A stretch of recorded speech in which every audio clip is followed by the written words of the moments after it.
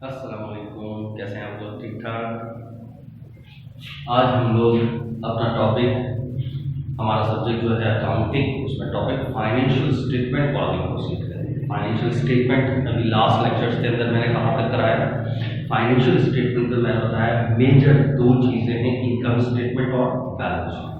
ठीक है, income statement और बैलेंस शीट ये first year, second year, B Com part 1, B Com part 2 या एडवांस सब में सेम है।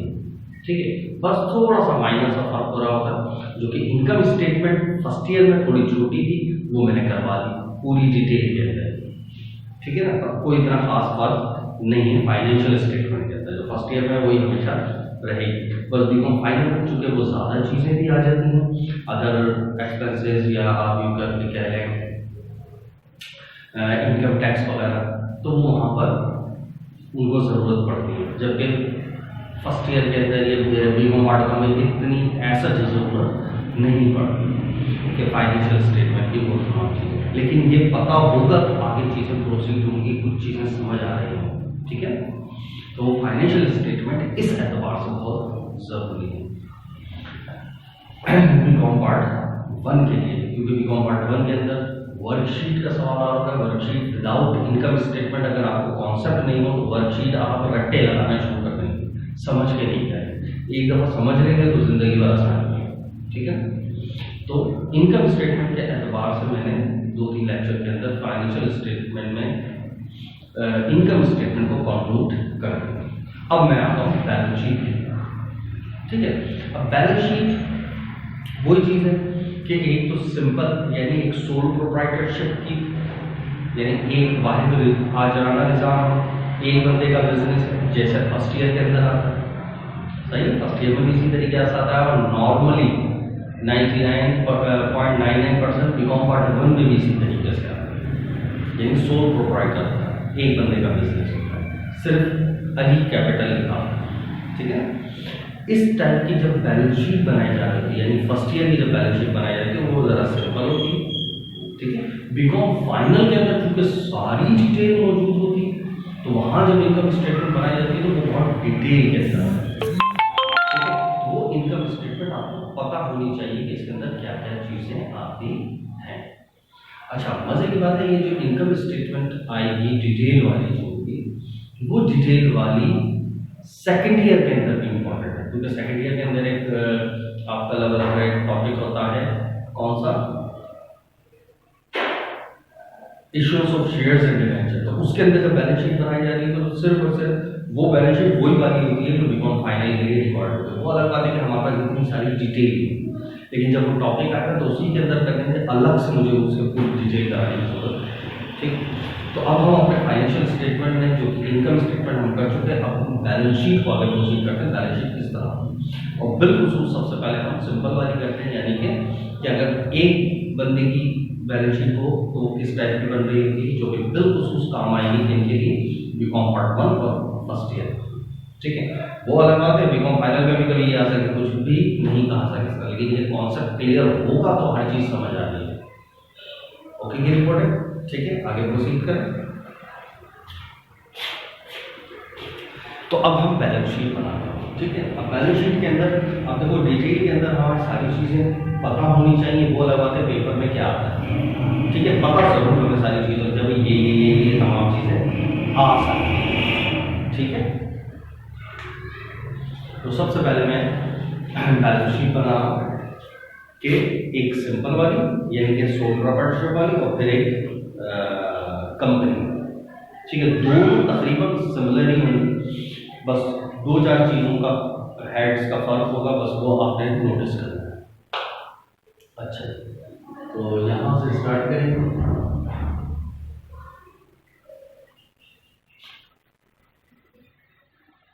ठीक है,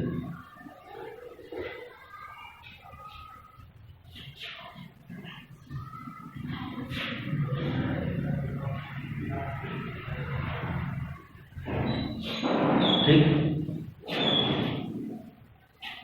ये कौन सी साइड हुई? सही, ये एसेट साइड हो गई आपकी। ठीक है, और ये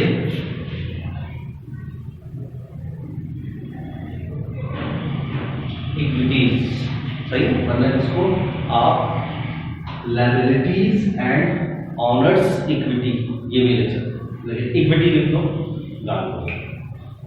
अब सबसे पहले अगर मेन हेडिंग के ऊपर अगर एक बंदे का बिजनेस है तो ऊपर क्या लिखेंगे हम, अली, जैसे अली है तो नाम आता है, ठीक है, अली आ गया। फिर क्या बनाना है, बैलेंस शीट।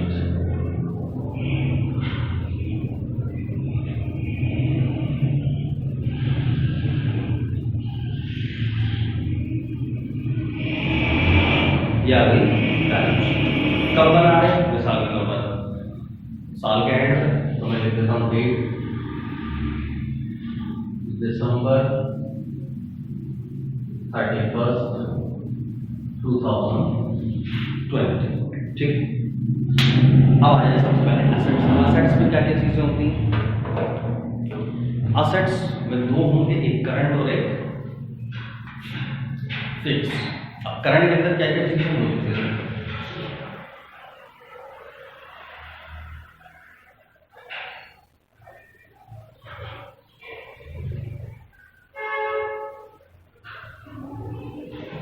पहले हेडिंग आ गई करंट एसेट। अब करंट एसेट में क्या क्या चीजें होती हैं, वो सारी चीजें आपको पहले से पता होनी चाहिए। अब यहाँ पर मैं वो चीजें लिख रहा हूँ जो नॉर्मली आती है, ऑरली मैं डिस्कस कर दूंगा, वो दिमाग में रखने, लेकिन लिखूंगा मैं वो जो नॉर्मली आती है, ठीक है, लेकिन बताऊंगा सारी चीजें मैक्सिमम, ठीक है। नंबर 1 कैश और बैंक, ठीक है।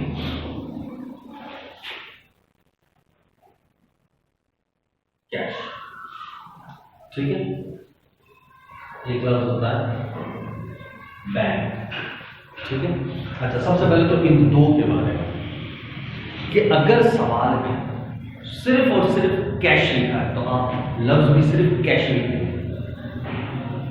सही। अच्छा, अगर सिर्फ और सिर्फ बैंक है तो आप लफ्ज सिर्फ बैंक ही लिखेंगे, ठीक है। लेकिन अगर सवाल के अंदर दोनों चीजें मौजूद हैं, कैश भी है और बैंक भी है, तो अब लिखने का जो तरीका होता है वो बेसिकली क्या होता है, दोनों अगर होंगे, अगर कैश होगा तो सिंपल क्या लिखेंगे, कैश और जितना अमाउंट है दैट्स इट। बैंक है तो सिंपल लिखेंगे बैंक और जितना अमाउंट है दैट्स इट। लेकिन अगर सवाल में दोनों मौजूद, कैश भी हो और बैंक भी हो, तो अब लिखने का तरीका ये है, कैश होगा तो लिखेंगे कैश इन हैंड, और बैंक है तो लिखेंगे कैश एट बैंक। लिखने का तरीका ये है। अब ये छोटा सा पॉइंट है, जिंदगी भर याद रखना कि रिपोर्ट कर, देखो एक ही चीज है, कैश कैश ही है। अगर आपके हाथ में है तो उसको कहते हैं कैश इन हैंड, और यही पैसा आपके अकाउंट में तो उसको कहते हैं कैश एट बैंक, ठीक है।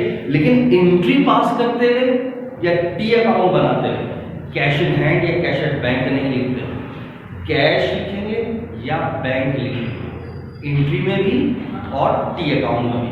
लेकिन जब रिपोर्ट कर रहे हैं, जैसे कि ट्रायल बैलेंस है, बैलेंस शीट है, ये रिपोर्ट चीज है, तो रिपोर्ट करते हैं, तो फिर वहां पर अगर ये दोनों हो तो फिर किस तरीके से लिखेंगे, कैश इन हैंड और कैश एट बैंक। वहां कैश बैंक नहीं लिखना चाहिए, लिख दो तो नॉर्मली तो बात चल रही होती, सभी चला रहे थे, लेकिन एक बात है जो चीज होनी चाहिए और आपको पता हो, या दोनों की रिपोर्ट हो गई, सही। तो अगर दोनों हो तो इस तरह लिख लो, और कैश कैश लिख दो, बैंक को बैंक लिख दो, तब भी चल जाएगी, इतनी डिटेल के अंदर वैसे भी कोई नहीं जाता।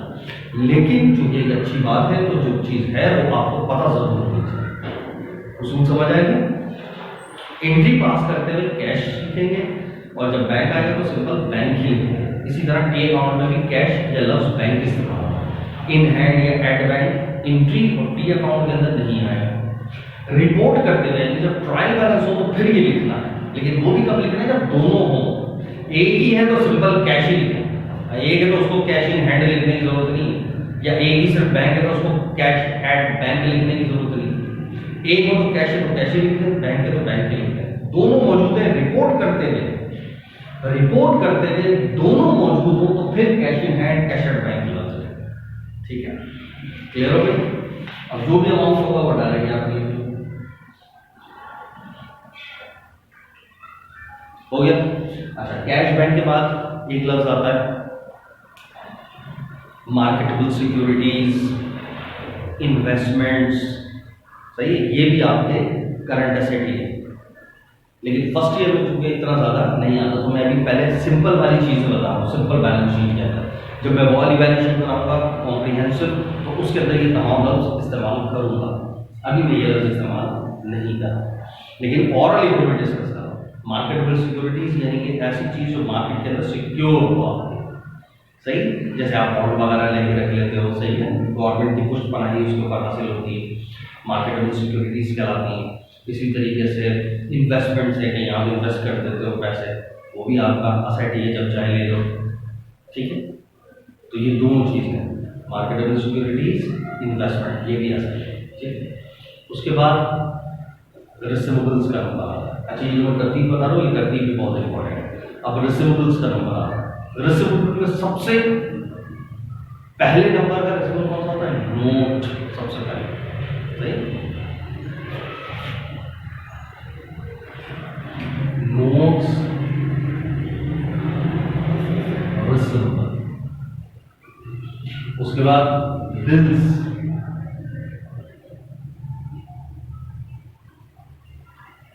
रिसीवेबल।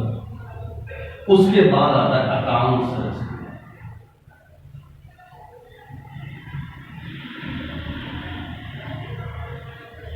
सही। और अकाउंट्स अगर सिंपल है तो यही लिख दो, लेकिन अगर अलाउंस ऑफ बैड डेट्स है तो वो लेस होता रहेगा, तो फिर थोड़ा सा पहले लिख दें ताकि इसमें से लेस कर सके।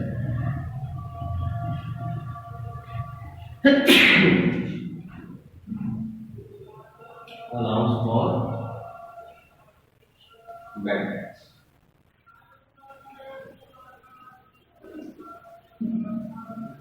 ये बुक वैल्यू या रिटर्न डाउन वैल्यू कहलाता है, ठीक है। अब ये तीन रिसीवेबल की कैटेगरीज ध्यान में आ गई। तो पहला नोट रिसीवेबल, फिर बिल रिसीवेबल, फिर अकाउंट रिसीवेबल। इसके अलावा कोई सा भी रिसीवेबल, मिसाल के तौर पर कोई सा भी रिसीवेबल, कमीशन रिसीवेबल, ठीक।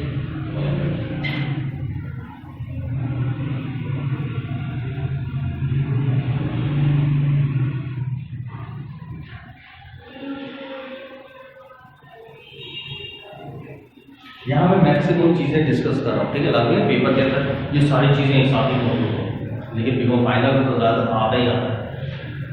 फर्स्ट ईयर या सेकेंड ईयर या बीकॉम पार्ट 1 के अंदर इतनी ज़्यादा चीज़ें नहीं हैं, लेकिन तरतीब आपके दिमाग में होनी चाहिए ताकि कोई चीज़ आपसे मिस ना हो सके। आपके दिमाग में जाए पहले ये ढूंढना है, फिर ये है, फिर ये, फिर ये, फिर ये, इस तरह। कमीशन से तो पहले का कैश हो गया, बैंक हो गया, और रिसीवेबल्स हो गए। उसके बाद स्टॉक यानी परसेंटेज इन्वेंटरी,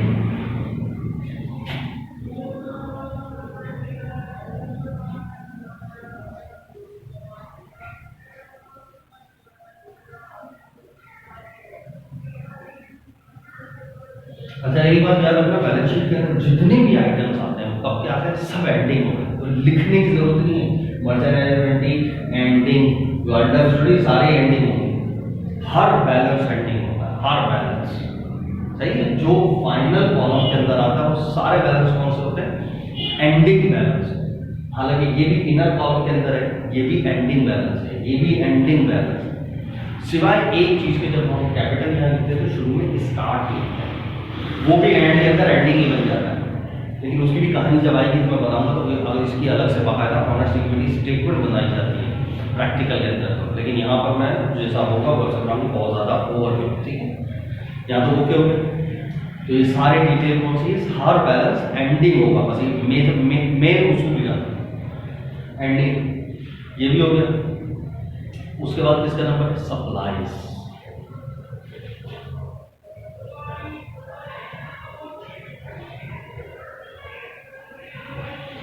ठीक है।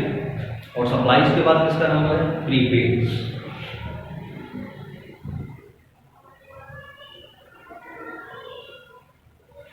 तो देखो अभी मैंने सिर्फ करंट एसेट के बारे में डिस्कस की चीज है, ठीक है।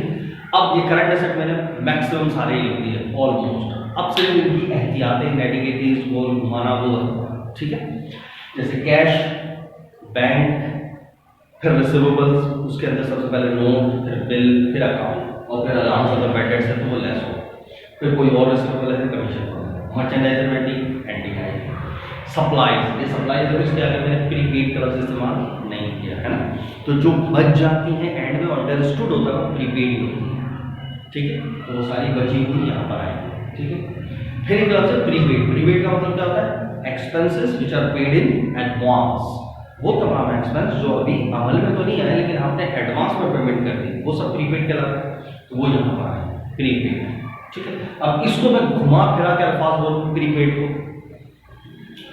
कि एडवांस में हमने दे दिए ना, उसको कहते हैं ना, हम पैसे किसको देते हैं, जिससे माल खरीदते हैं, यानी वो हमारा सप्लायर हुआ, तो मैं इसको लफ्ज घुमा के बोलूँ एडवांस टू सप्लायर, तो ये हमारा क्या हुआ, प्रीपेड ही हुआ। देख रहे हो अल्फाज कैसे घुमा दिया मैंने, अब पेपर में ये लिखा हुआ है हो साहब नाजिल हो गया, पता नहीं क्या मुश्किल आ गया, क्यों, क्योंकि आपको कौन से भी नहीं पता था, समझ ही नहीं, समझ के पढ़ा ही नहीं था, हमने रट्टे लगा दी, ठीक है, तो लिहाजा इसको घुमा के लफ्ज क्या बोला जा सकता है, एडवांस टू सप्लायर, ठीक है, ओके की रिपोर्ट हो गई सही। बाकी ये सारे के सारे हैं करंट विद इन 1 ईयर। मैंने दो चीज़ें और बताई थी इसके अंदर, कौन कौन सी, मार्केटेबल सिक्योरिटीज या इन्वेस्टमेंट, इन्वेस्टमेंट जैसे हम इन्वेस्ट कर देते हैं, ये इन्वेस्ट करा, लेकिन अगर ये विद इन 1 ईयर है तो करंट असेट, लेकिन वही इन्वेस्टमेंट मोर देन 1 ईयर है तो फिर वो फिक्स में आ जाएगी, ना तक ओके। ये करंट की तो कहानी खत्म। अब आते हैं नेक्स्ट फिक्स असेट, वो बहुत ही सिंपल है। फिक्स असेट्स के अंदर जाते हैं हेडिंग,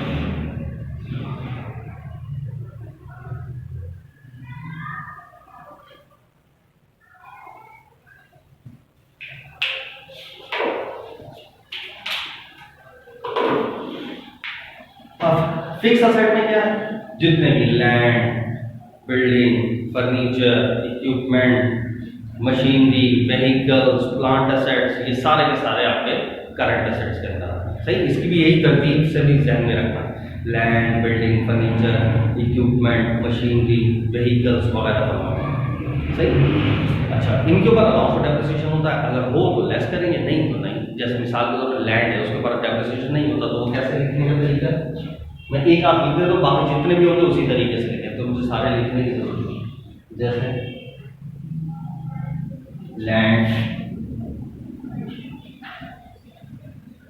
बिल्डिंग,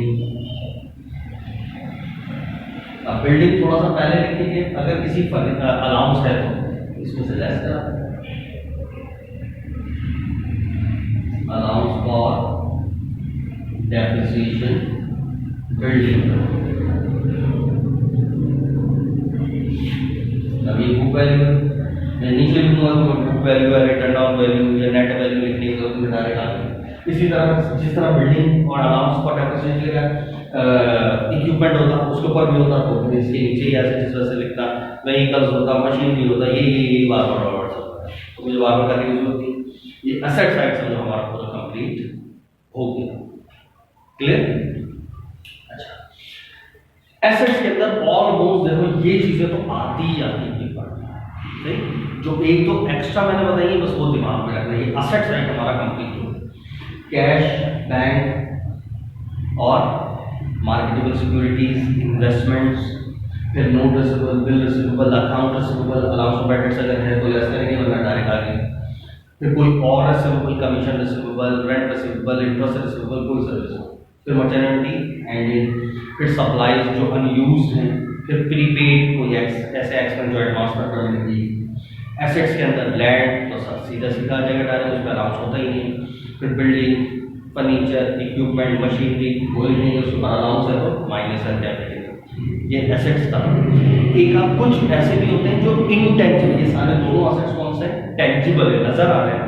एक होता है इनटेंजिबल, वो अलग से बात है, हेडिंग डाली जाती है इनटेंजिबल एसेट्स, वो भी बेसिकली है फिक्स, तो अलग से आपको हेडिंग डालने की जरूरत नहीं। फिर भी एक दो मैं वैसे ही ऑरली बता दूं क्या क्या, जैसे goodwill, patent, trademark, copyright, preliminary expense, याद आ रहा है? ये मैंने जब बिल्कुल अलिफ बे पढ़ा रहा था, असेट के बारे में बता रहा था, फिक्स असेट के बारे में, तो पूरी इसका पोस्टमार्टम किया था मैंने। फिक्स असेट की दो टाइप्स, एक टेंजिबल, एक इनटेंजिबल।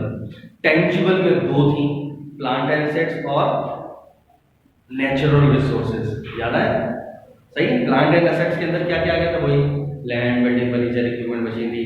सही है। और नेचुरल रिसोर्सेज में माइंस, मिनरल्स। और इंटेंजिबल के अंदर, इंटेंजिबल में क्या क्या आ गया था? Goodwill, trade, patent, trademark, copyright, preliminary expense, ये सारी इसके अंदर आ गई। सही है। तो है तो फिक्स असेट ना, इसी में है। सही। तो वो अगर है गुडविल, प्रीलिमिनरी एक्सपेंस, तो वो ऐसे ये मैक्सिमम या पैटर्न्स वगैरह को जा सकते हैं, तो वो यही बनाते हैं। ठीक है। असेट साइड कंप्लीट हो गया, फिर इंशाल्लाह हम इक्विटी सीखेंगे। तो यहाँ तक ओके की रिपोर्ट हो गई। ये सारे बैलेंसेस कौन से होंगे? एंड। ठीक है।